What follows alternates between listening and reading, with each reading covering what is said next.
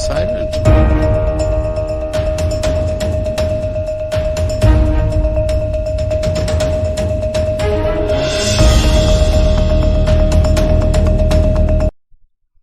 Hello everyone, welcome to Shri Ram's IS YouTube channel. This is your mentor Arzu Kakkar, where daily we used to have this session of news analysis. उम्मीद करती हूँ आप सब बहुत बढ़िया हो, खुश हो, स्वस्थ हो, things are fine at your place. And इसी उम्मीद के साथ आज का सेशन शुरू करते हैं, where we have to cover these articles in detail. We'll talk about them in a very comprehensive way. Let me give you a brief about these articles so that you feel connected during the whole lecture कि कैसे proceed कर रहे हैं. एक index आपके सामने होगा. So what we will be covering today. पहला तो आपके सामने जो आर्टिकल लिखा हुआ है that is your Central Water Commission. GS paper 2 से आप इसको लिंक कर सकते हो, प्रीलिम से, मेन से. सेंट्रल वाटर कमीशन न्यूज में है. इसके फंक्शंस, ये फंक्शन करता है under which ministry, it is headed by, the work of this commission is divided into how many wings, इसका हेडक्वार्टर कहाँ है, और हर विंग जो है it is placed under the charge of whom, और ये सारी डिस्कशन होगी. लेकिन ये जो सेंट्रल वाटर कमीशन है it is linked with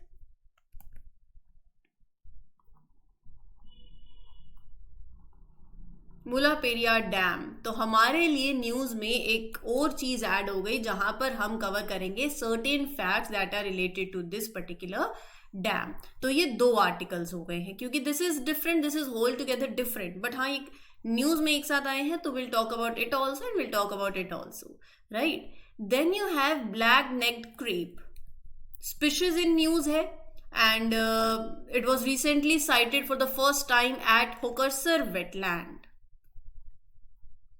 Hokersar wetland. तो हमारे लिए क्या इंपॉर्टेंट हो गया, ये स्पीशीज इन न्यूज और ये वेटलैंड भी. तो यहाँ आपके 4 आर्टिकल्स अभी हो गए हैं. आप ये मत सोचना ओनली दीज 4, इसके साथ एडिशन में काफी चीजें हैं. एक इसमें डैम पढ़ेंगे और यहाँ से एक वेटलैंड लेंगे.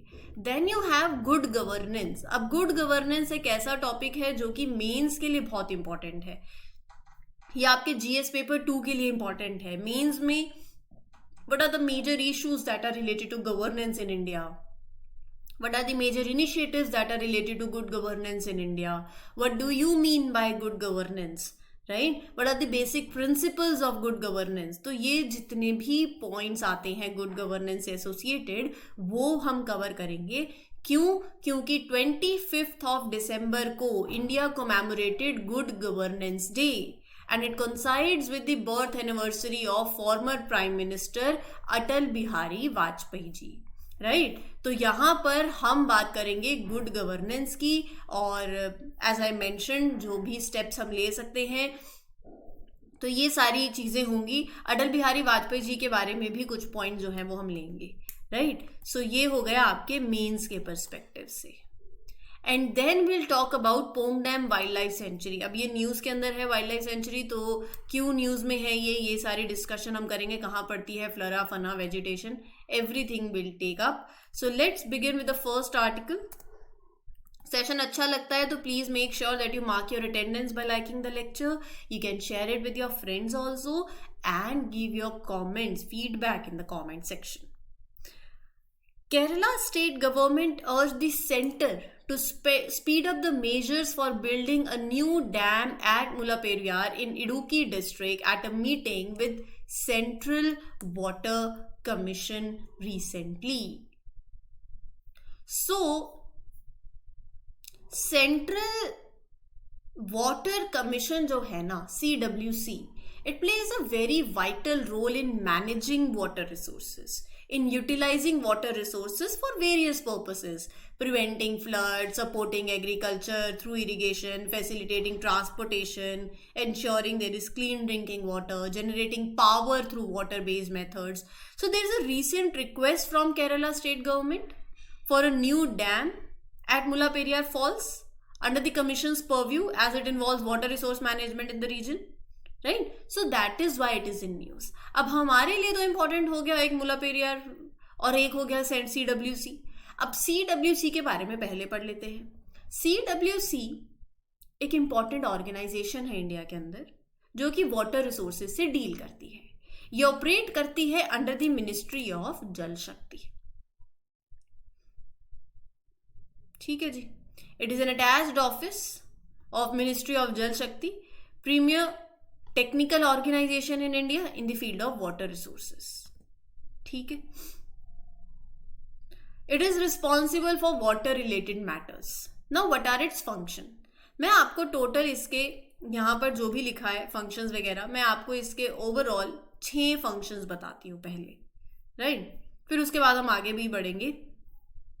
पहला, CWC takes lead in planning, in coordinating the projects that are related to schemes that are related for control, conservation, utilization of water resources. So it works closely with the state governments to develop these schemes.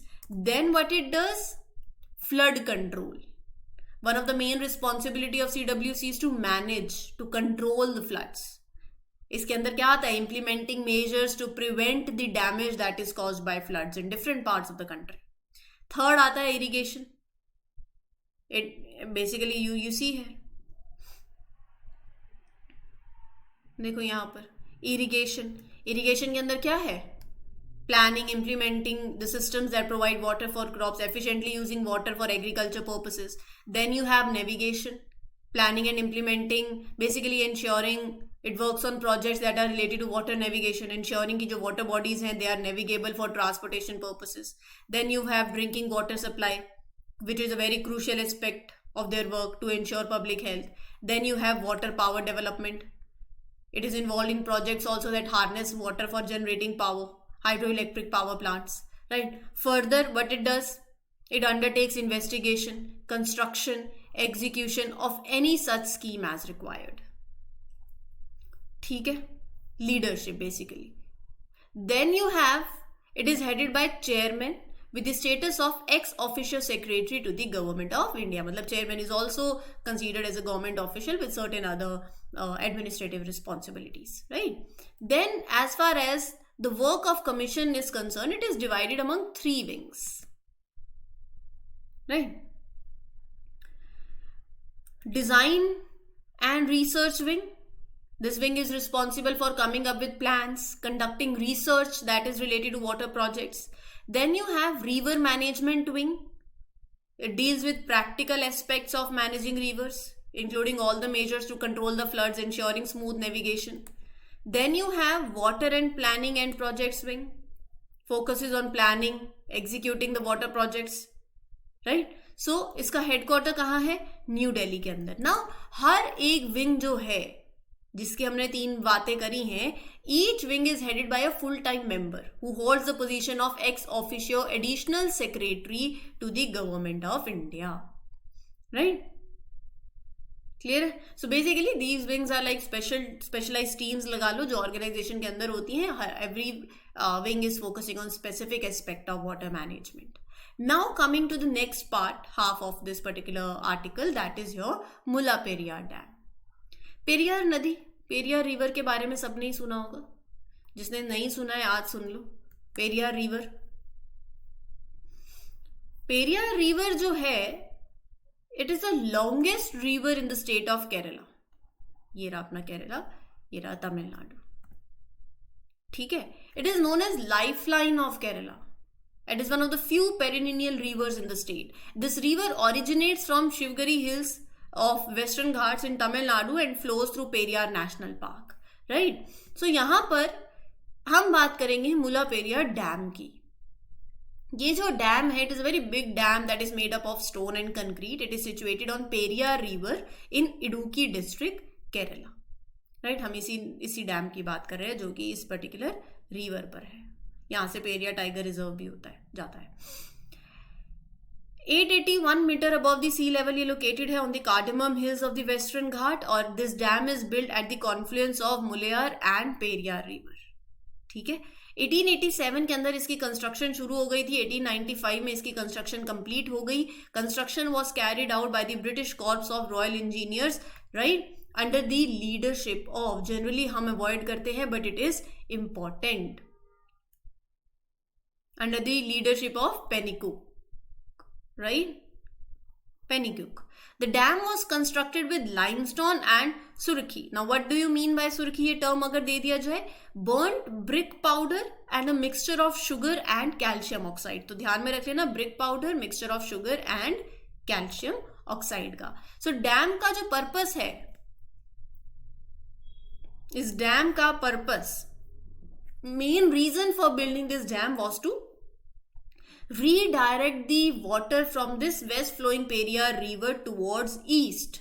Basically चाहते हैं कि जो कुछ districts of Tamil Nadu हैं जो dry areas हैं, that वहां पानी लेके आया जा सके. So purpose is to bring benefit to Tamil Nadu regions also that have less water due to their geographical location in the rain shadow. ऐसे एरियाज जो कि रिसीव करते हैं less rain because of near by mountains और हिल्स. Geography में पढ़ा होगा आपने, right? So this particular reservoir is created by the dam. It is surrounded by Periyar national park. ठीक है. The dam is in Kerala. It is manage and taken care by the neighbouring state of Tamil Nadu also. This arrangement जो है dates back to very long lease agreement of 999 year lease agreement रहा है.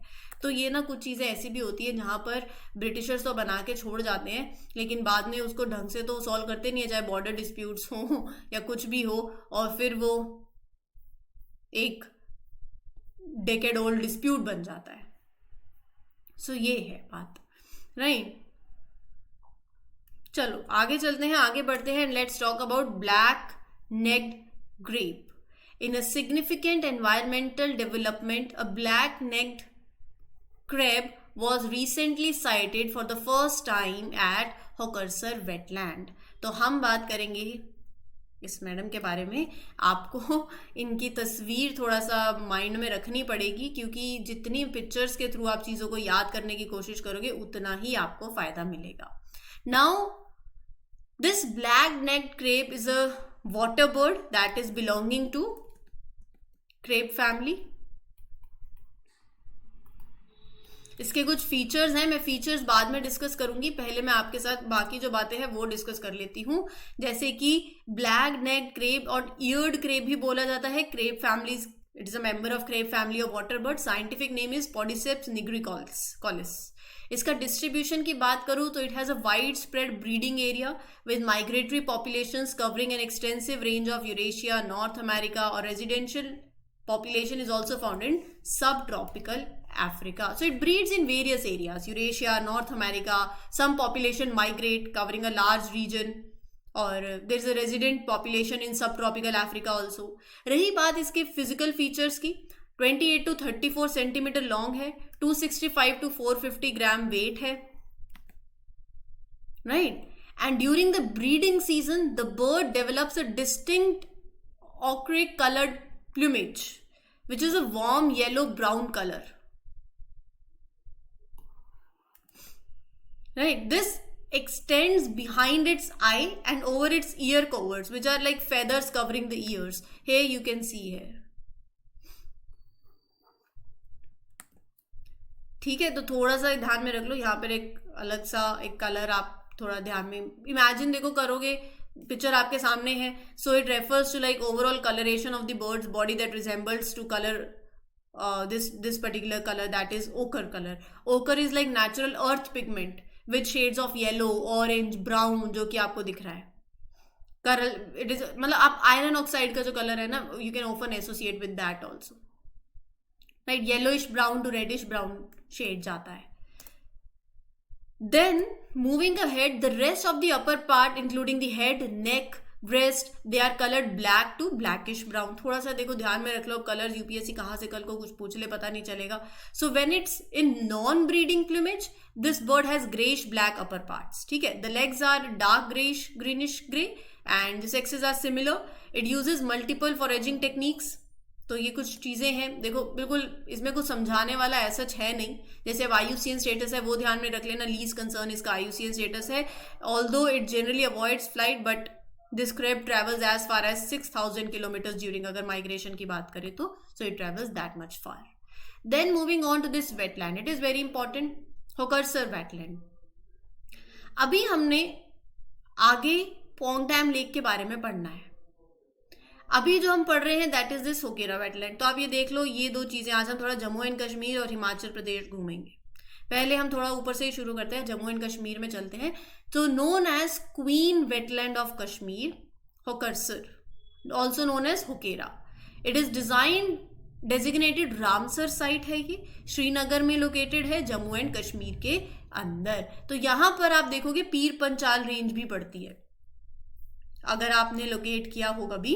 तो Pir Panjal range जो है पड़ती है 13.75 स्क्वायर किलोमीटर का एरिया है जो ये वेटलैंड कवर करता है। और it is a natural perennial wetland, मतलब it remains wet throughout the year and it is connected to Jhelum basin.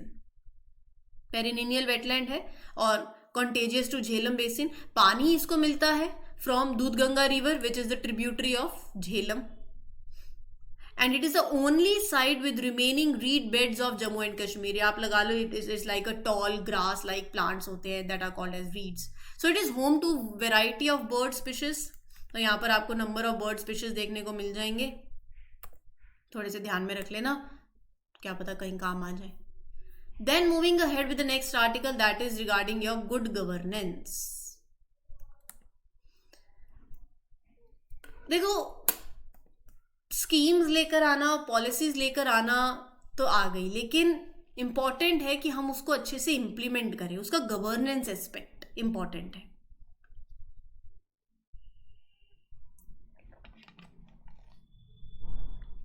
अब गुड गवर्नेंस सिर्फ गवर्नमेंट के साइड पे नहीं होती है, गुड गवर्नेंस में आपके कॉर्पोरेट्स भी आ जाते हैं, गुड गवर्नेंस में आपकी गवर्नमेंट भी आ जाती है, state government, central government, local, then आपके एनजीओज भी आ जाते हैं, राइट। गवर्नेंस एस्पेक्ट तो आप हर कहीं पे आप इसको इंप्लीमेंट कर सकते हो। Now as far as good governance is concern, 25 दिसंबर को India celebrates good governance day. It is marking the birth anniversary of former prime minister Atal Bihari Vajpayee ji. Purpose इस इवेंट का होता है to raise awareness among citizens about accountability in governance, how government procedures work.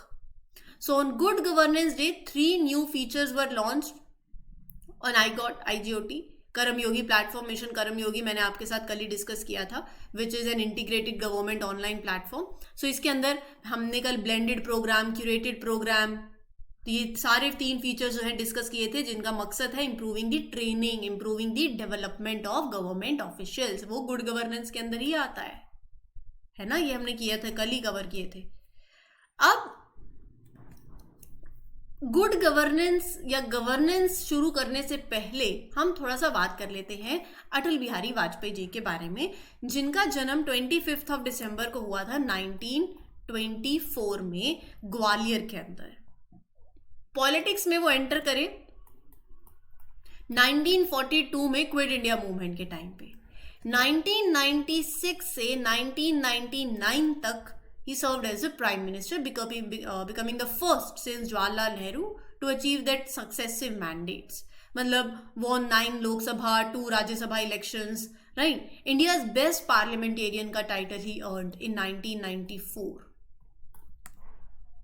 Padma Vibhushan उन्हें मिला 1994 में ही received, awarded Bharat Ratna also, India's highest civilian honour भी 2015 के अंदर, right.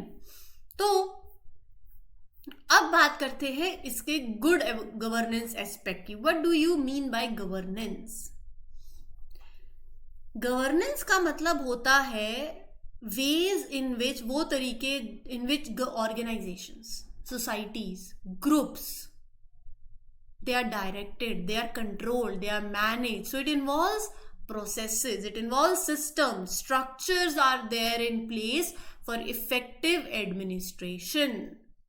So good governance is set of values that guide ki how public institutions handle those public affairs, how to manage those public resources, conducting all these activities in a way that respects human rights, following the rules of law.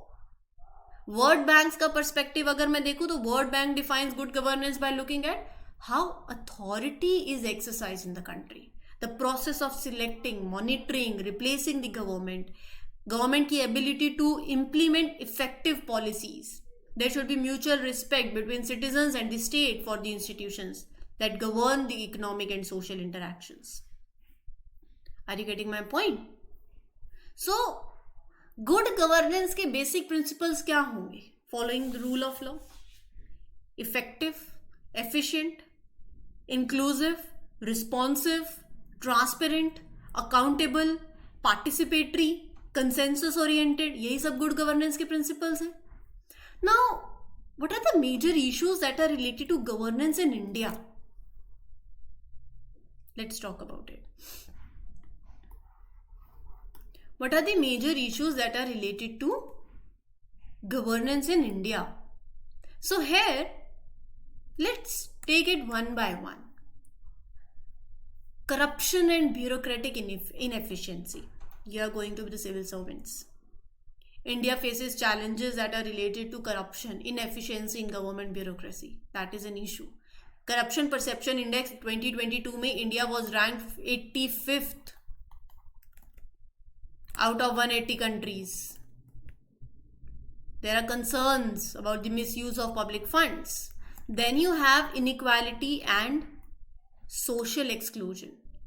देखो, many well-intentioned government programs, they suffer from, आपके programme बहुत अच्छे हैं, but they suffer from poor execution, जिसकी वजह से उनका impact limited हो जाता है. 2023 में Controller and Auditor General found irregularities in the implementation of Ayushman Bharat scheme. Right. Then CAG की रिपोर्ट ने हाईलाइट किया there is a transfer of widow pensions to males in Jharkhand. So ये सारे इश्यूज है. इनइफेक्टिव इम्प्लीमेंटेशन है पॉलिसीज और schemes की. Inadequate, इसी के अंदर आ गया, inadequate judicial infrastructure. India's courts are overwhelmed with large backlog of cases. Delays होते हैं in resolving the disputes and providing access to justice. Right? 2023 में Supreme Court had a pending docket of over 80,000 cases. It raised concerns about timely access to legal recourse. Justice delayed is justice denied. Then you have environmental degradation and climate change. 2023 का World Air Quality Report ranked several Indian cities as some of the most polluted cities globally. Environment regulations are not always effectively enforced. That shows that. Political polarization and weakening accountability. There is a growing divide. Intense rivalry sometimes between the political groups, focusing on winning elections and overshadowing long-term planning for the benefit of public. So that is the scenario. Then way forward. क्या कर सकते हैं और सरकार के क्या क्या good governance को लेके स्टेप्स हैं? Jandata platform. Create a secure data platform using blockchain technology. ये platform allows citizens to be directly involved in policy decisions. It include smart governance dashboards जो कि दिखाता है गवर्नमेंट के initiatives, promoting transparency, making information easily accessible to the public. Then reforming bureaucracy. जो आपके solutions हैं, challenges है, वही सॉल्यूशन है. ब्यूरोक्रेसी को रिफॉर्म करें, है कि नहीं? Improve administrative processes, reduce unnecessary bureaucracy, enhance professionalism, accountability. Mission Karmayogi. Judicial reforms में fast track judicial reforms. AI powered governance redressal systems हो, addressing the backlog of court cases. Develop a system that uses AI to analyze public complaints, identify the patterns, quickly direct them to the right authorities for the resolution. Reimagining citizen engagement. Community based innovation labs होनी चाहिए in both rural and urban areas, where citizens can collaborate with the government in finding local solutions to the problems. And futuristic education curriculum, right? Integrating skills like critical thinking, digital literacy, data analysis into the education system. So these are the things that we can consider. Then you have Pong Dam Wildlife Sanctuary. Union Minister of Environment Forest recently issued a draft notification declaring 1 kilometer area from the boundaries of this wildlife sanctuary in Kangra district as eco sensitive zone. हम बात कर रहे हैं Pong dam lake की. हिमाचल प्रदेश की सुंदर वादियों में हमें पहले मिला Pong dam lake. Kangra district के अंदर पड़ता है महाराणा प्रताप सागर.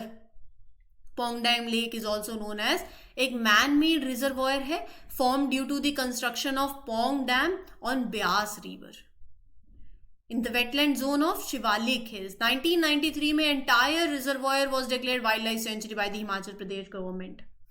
नॉर्दर्न इंडिया में one of the largest man made wetlands. Pong dam also serves as sanctuary for largest population of migratory birds.